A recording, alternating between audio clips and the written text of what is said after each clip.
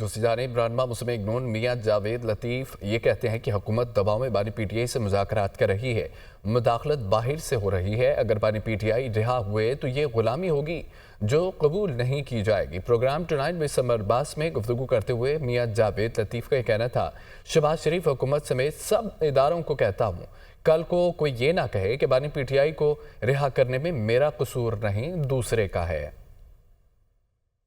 حکومت وقت تو جو ہے وہ تو دباؤ میں ہی ایک کمیٹی بھی بنی، اور دباؤ کہاں سے ہے؟ عالمی قوتوں کی جانب سے ہے، اور اس کو محسوس کیا جاتا ہے۔